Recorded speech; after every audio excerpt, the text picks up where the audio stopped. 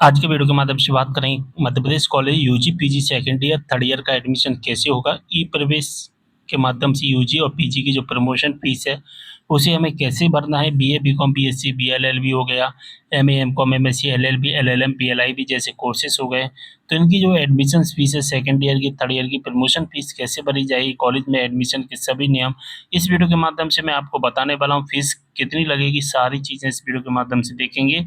इस वीडियो को देखने के बाद आपको और कोई वीडियो देखने की ज़रूरत नहीं पड़ेगी, क्योंकि सारे डाउट इस वीडियो के माध्यम से क्लियर करने की कोशिश करूँगा। और यहाँ पर हम इन सभी डाउट्स को एक बार में क्लियर करने की कोशिश करेंगे। मैंने लगभग 11 पॉइंट्स बनाए हैं और उन सभी 11 पॉइंट्स को हम समझने की कोशिश करेंगे। सबसे पहले हम बात करेंगे, अगर हम मध्य प्रदेश के कॉलेजेस में हैं तो हमारा एडमिशन कैसे होगा सेकंड ईयर थर्ड ईयर, या अगर हम बात करें थर्ड सेमेस्टर में एडमिशन कैसे होगा। तो सबसे पहले आप एक बात समझ लीजिए, यहाँ पर हमारा जो एडमिशन है कैसे होता है। देखिए दोस्तों, अगर आप मध्य प्रदेश के स्टूडेंट हैं, आपने यूनिवर्सिटी से संबंधित किसी भी एफिलिएटेड कॉलेजेस में एडमिशन लिया हुआ है, तो आपका जो एडमिशन है सेकेंड ईयर का थर्ड ईयर का वो स्टार्ट कर दिया गया है। ठीक है, और हमारा जो एडमिशन है वो 1 जुलाई से स्टार्ट हो गया था, जिसकी लास्ट डेट 31 जुलाई रखी गई थी। इसके बाद में इसकी लास्ट डेट को 15 अगस्त तक कर दिया गया। इसके बाद में फिर से लास्ट डेट बढ़ाई जाएगी और 31 अगस्त की जाएगी। ठीक है, अगर आप अगर दोस्तों आपने अभी तक एडमिशन्स नहीं करवाया है तो एडमिशन्स करवा लीजिए, एडमिशन स्टार्ट कर दिए गए हैं। एडमिशन्स कैसे होता है, सबसे पहले सारी जानकारी मैं आपको बताने की कोशिश करूँगा।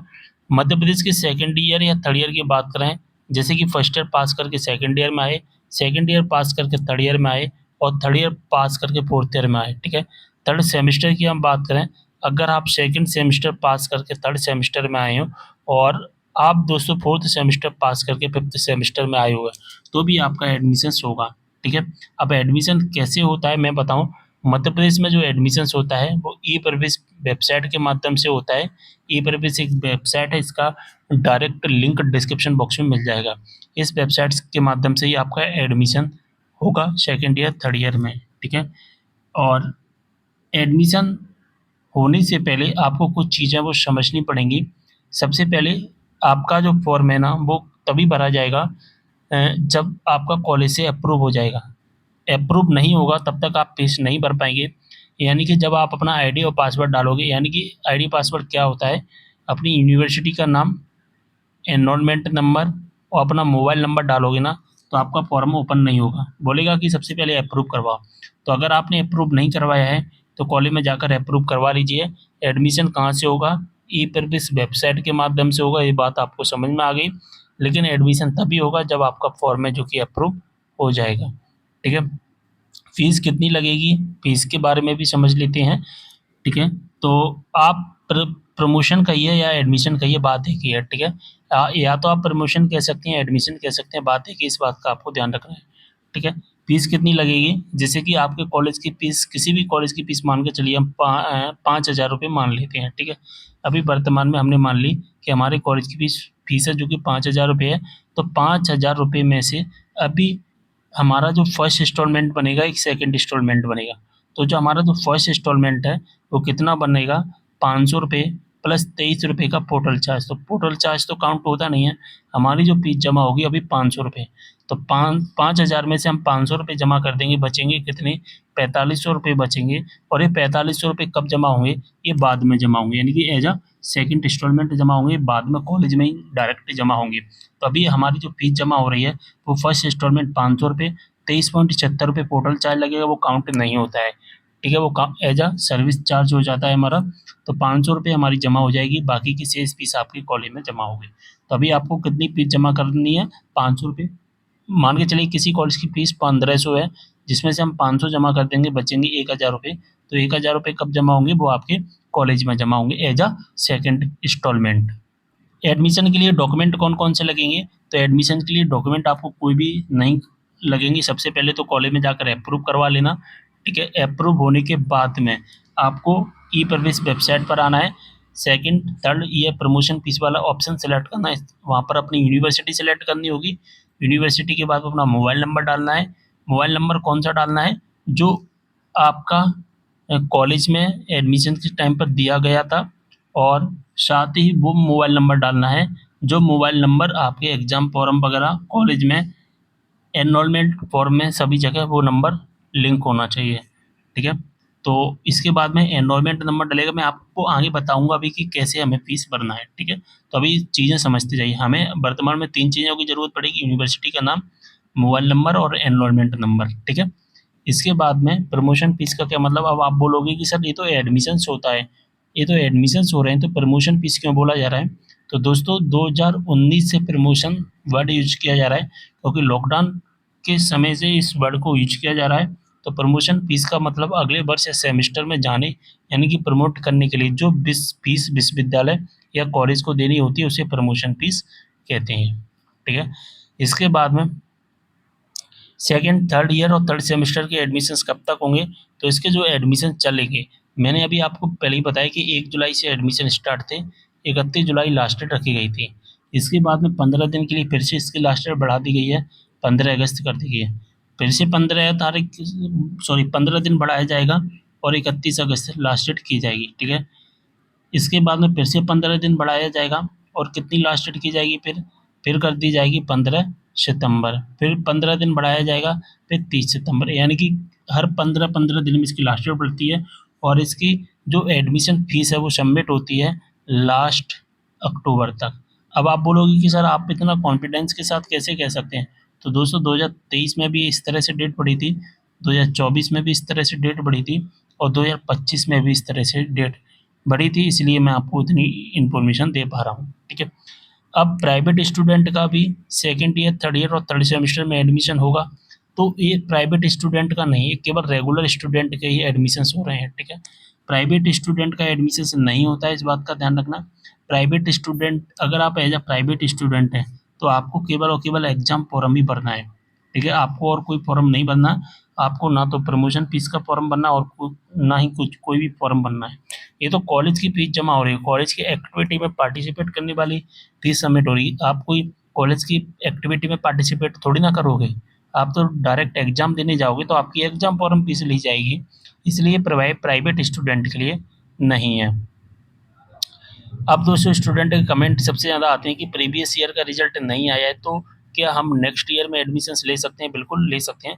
जैसे कि आप फर्स्ट ईयर से सेकंड ईयर में जाओगे, सेकंड ईयर से थर्ड ईयर में जाओगे और थर्ड ईयर से फोर्थ ईयर में जाओगे, तो आपने फर्स्ट ईयर सेकंड ईयर का पेपर दिया हुआ होगा, ठीक है, या थर्ड ईयर का पेपर दिया हुआ होगा, तो आपका रिजल्ट नहीं आया है, तो क्या हम नेक्स्ट ईयर में जा सकते हैं। बिल्कुल जा सकते हैं, बस कॉलेज से आपका फॉर्म अप्रूव होना चाहिए। अब आप बोलोगे कि सर आप हमारा रिजल्ट तो नहीं आया है, और रिजल्ट आ गया तो और उसमें हमारी सप्लीमेंट्री आ गई और एटीकेटी आ गई, तो फिर क्या करेंगे। तो अगर आपकी सप्लीमेंट्री या एटीकेटी आ जाती है किसी एक विषय में, तो भी आप जा सकते हैं, ठीक है। यू नियम क्या होता है, यूजी यानी कि बीए बीकॉम बीएससी वाले जो सब्जेक्ट होते हैं, अगर उसमें आपकी 2 विषय में सप्लीमेंट्री आती है, तो आप अगली कक्षा में जा सकते हैं, यानी कि फर्स्ट ईयर से सेकंड ईयर से थर्ड ईयर से फोर्थ ईयर। पीजी में क्या होता है कि पीजी में अगर आपकी एक सब्जेक्ट में सप्लीमेंट्री आती है, तो आप अगली कक्षा में जा सकते हैं। बस आपको वो विषय क्लियर करना पड़ता है। अगर वो आपका विषय क्लियर नहीं है, तो आप अगली कक्षा में चले तो जाओगे, लेकिन जो आपका एडमिशन है वो निरस्त कर दिया जाएगा, अगर आप अपना जो सब्जेक्ट है वो क्लियर नहीं कर पाते हैं, ठीक है। अब मान के चलिए 2 से ज़्यादा, जैसे कि यूजी में, जैसे कि देखिए यूजी में 2 सब्जेक्ट तक सप्लीमेंट्री अगर आती है तो हम अगली कक्षा में जा सकते हैं। 2 से ज़्यादा अगर 3 सब्जेक्ट या 4 सब्जेक्ट में सप्लीमेंट्री आई, तो हम अगली कक्षा में नहीं जा पाएँगे। हम फेल घोषित कर दिए जाएँगे और हमें फिर से वो ईयर करना पड़ेगा। पीजी में क्या होता है, अगर हमारी एक सब्जेक्ट में तो माप होती है, यानी कि अगली कक्षा में हम जा सकते हैं, लेकिन वो सब्जेक्ट हमें क्लियर करना पड़ेगा। लेकिन अगर हमारी 2 सब्जेक्ट या 3 सब्जेक्ट में आती है, तो हम अगली कक्षा में नहीं जा पाएँगे, यानी कि अगली सेमेस्टर में नहीं जा पाएँगे, हम एज़ अ फेल घोषित कर दिए जाएँगे और हमें वो सेमेस्टर है वो फिर से क्लियर करना होगा, ठीक है। बात समझ में आ गई? तो यहाँ पर भी मैंने वही चीज़ें लिखी गई हैं। अगर हम जा तो सकते हैं यूजी में 2 विषय में और पीजी में 1 विषय के साथ में, लेकिन बाद में वो सब्जेक्ट क्लियर करना है। अगर वो सब्जेक्ट क्लियर नहीं हुआ, तो हम अगली कक्षा में चले गए, तो फिर हमारा वो है प्रमोशन, यानी कि जो एडमिशन है वो कैंसिल कर दिया जाएगा। हमें प्रीवियस ईयर में फिर से शिफ्ट कर दिया जाएगा और प्रीवियस ईयर को हमें फिर से क्लियर करना पड़ेगा, ठीक है। जैसे कि मैंने अभी आपको बताया कि सप्लीमेंट्री आने पे नेक्स्ट ईयर एडमिशन कैंसिल होगा या नहीं होगा। अगर हमारी यूजी में 2 विषय और पीजी में 1 विषय में सप्लीमेंट्री आती है तो हमारा एडमिशन कैंसिल नहीं होगा, लेकिन हमें वो सब्जेक्ट हैं वो क्लियर करने पड़ेंगे, ठीक है। इन तीनों क्वेश्चंस का जो आंसर था वो एक ही था, जो कि मैंने आपको अच्छे से समझा दिया है, ठीक है। अब ऐसे स्टूडेंट हैं जो एमएमवीवाई और एमएमजेकेवाई वाले स्टूडेंट हैं, ठीक है। तो एमएमवीवाई और एमएमजेकेवाई वाले जो स्टूडेंट होते हैं उनकी जो फीस होती है वो माफ़ करती जाती है, लेकिन जब आप फीस भर रहे हो तो वहाँ पर आपकी 500 प्लस 23.76 यानी कि पोर्टल चार्ज दिख रहा है, जबकि दिखना क्या चाहिए था 10 रुपये और 23.76 पोर्टल चार्ज, लेकिन जब ऊपर वाला दिख रहा है नीचे वाला नहीं दिख रहा है। तो इस कंडीशन में हम क्या करेंगे, तो इस कंडीशन में आपको अपने कॉलेज में जाना है, कॉलेज में जाकर अपना फॉर्म वेरीफाई करवाना है, ठीक है। वेरीफाई एमएमवीवाई और एमएमजेकेवाई के लिए करवाना है। जैसे ही आप एमएमवीवाई और एमएमजेकेवाई के लिए वेरीफाई करवा लेते हैं तो फिर आपकी जो फीस है वो 10 रुपये दिखने लगेगी, ठीक है। 10 रुपये और 23.76 पोर्टल चार्ज, यानी कि टोटल जो फीस जमा होगी आपकी 34 रुपये जमा होगी, ठीक है। बात समझ में आ गई। चलिए अब फीस कैसे भरते हैं वो भी मैं आपको बता देता हूँ, लेकिन एक बात मैं बता देना चाहता हूँ, जो फोर्थ ईयर के स्टूडेंट हैं, फोर्थ ईयर में एडमिशन्स ले रहे हैं, तो उनकी फर्स्ट ईयर, सेकेंड ईयर और थर्ड ईयर तीनों की जो सीजीपीए मिला कर के 7.5 से ज़्यादा होनी चाहिए, तभी आप फोर्थ ईयर में जा सकते हैं। अगर आपकी 7.5 से सीजीपीए कम है तो आपका जो फोर्थ ईयर नहीं होगा, आपका यूजी 3 साल का ही रह जाएगा, ठीक है। भाई यूजी 4 साल का करने से फ़ायदा ये होता है कि पीजी है फिर हमारा 1 साल का रह जाता है, यूजी हमारा 4 साल का हो जाएगा। अगर हम यूजी 3 साल का कर रहे हो तो फिर हमारा पीजी 2 साल का होगा, बस इतना ही अंतर रहता है, ठीक है। बात समझ में आ गई। चलिए अब हम ये देख लेते हैं कि फीस कैसे भरना है, जिसका हम इतनी देर से इंतज़ार कर रहे थे। अब ज़्यादातर जो स्टूडेंट के जो डाउट होते थे वो मैंने डाउट सॉल्व कर दिए हैं। देखिए वही चीज़ जो मैंने बताई थी, पहले मैं नोटिफिकेशंस के माध्यम से भी बता देता हूँ। स्नातक अगर फोर्थ ईयर में जाना है तो 7.5 हमारी सीजीपीए होनी चाहिए। और इसके बाद में फोर्थ ईयर वाले एक स्टूडेंट ध्यान रखना कि आप जिस कॉलेज में पढ़ाई कर रहे हो और आपके उस कॉलेज में फोर्थ ईयर यानी कि ऑनर्स और ऑनर्स विद रिसर्च नहीं है, तो आपके नज़दीकी जो भी कॉलेज है उस निकट के कॉलेज में भी आप एडमिशन ले सकते हैं एज अ फोर्थ ईयर। तो लेकिन आपको इसके लिए अपने कॉलेज में बात करनी होगी।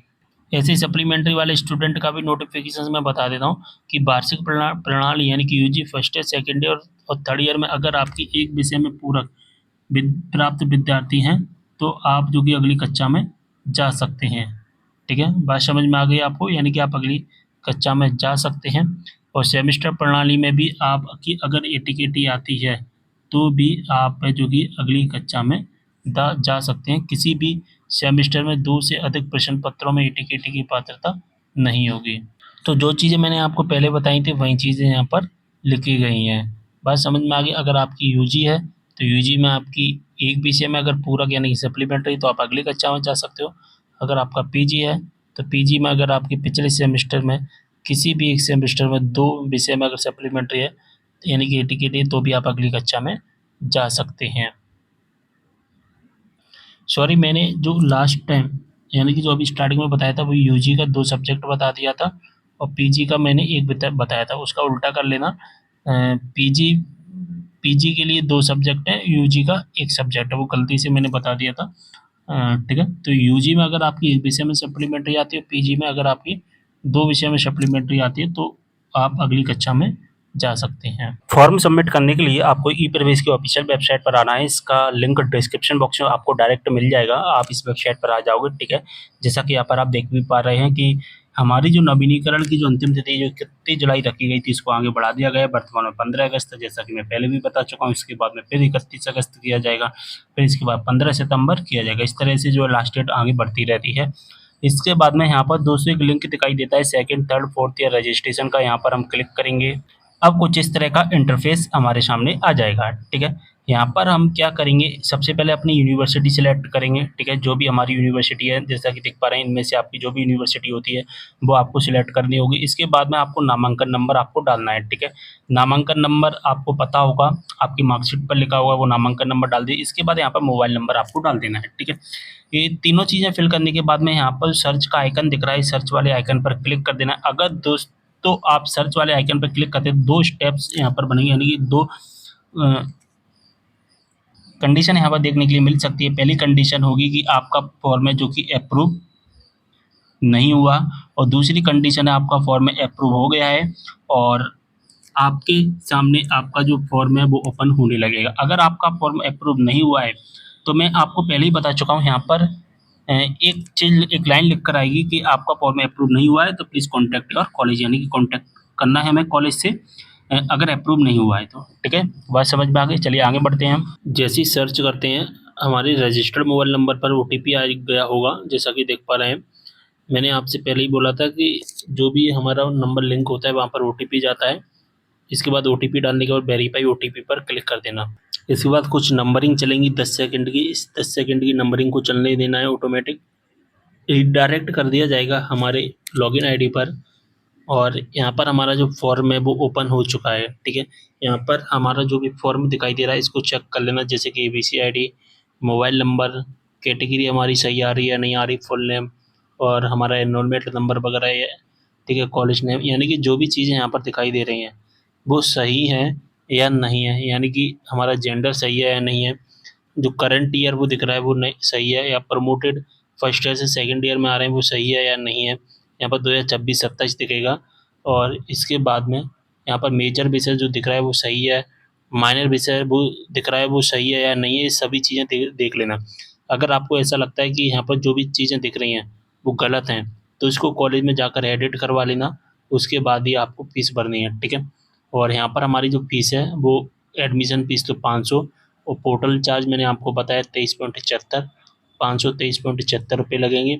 इसके बाद कन्फर्म एंड पे पर क्लिक कर देना है हमें। ठीक है, इसके बाद हमारा जो पेमेंट होगा हमें रीडायरेक्ट कर दिया जाएगा पेमेंट वाले ऑप्शन पर। इसके बाद 15 मिनट का टाइमिंग हमें दी जाएगी कि 15 मिनट के अंदर हमें अपना पेमेंट करना है। ऑर्डर ID आ जाएगी, नेट बैंकिंग UPI जिसके माध्यम से करना है उसके माध्यम से कर सकते हैं, कियोस्क के माध्यम से इसका पेमेंट नहीं होगा। ठीक है, इसके बाद में मेक पेमेंट पर क्लिक कर देना और आपका जो पेमेंट है वो क्लियर हो जाएगा। बस इतना सा छोटा सा प्रोसेस था आपको एडमिशन लेने का। ठीक है, पेमेंट करने के बाद में प्रिंट आउट निकाल लेना। प्रिंट आउट निकालने के बाद में आपको अपने कॉलेज में जा करके सबमिट कर देना है। जैसे ही कॉलेज में सबमिट करोगे आपका फॉर्म अप्रूव नहीं, आपका जो फॉर्म है वो वेरीफाई हो जाएगा। वेरीफाई होने के बाद में जो एडमिशन है कंप्लीट हो जाएगा। इसके बाद आपकी जो शेष फीस बचती है वो शेष फीस आपको कॉलेज में जमा करनी होगी, और शेष फीस के बारे में आपको कॉलेज से बता दिया जाएगा कि आपकी जो शेष फीस है वो कब जमा होगी। ठीक है, सारी चीज़ें समझ में आ गई होंगी। कोई भी डाउट हो कमेंट करना। इंस्टाग्राम पर मैसेज कर सकते हैं, इंस्टाग्राम का लिंक डिस्क्रिप्शन बॉक्स में दिया गया है। जो भी आपके डाउट है इंस्टाग्राम पर मैसेज के द्वारा बता सकते हैं, या कमेंट बॉक्स के माध्यम से भी बता सकते हैं। आपको वीडियो कैसा लगा एक बार कमेंट के माध्यम से ज़रूर बताइए। मिलते हैं अगली वीडियो में एक और जानकारी के साथ, तब तक के लिए बाय।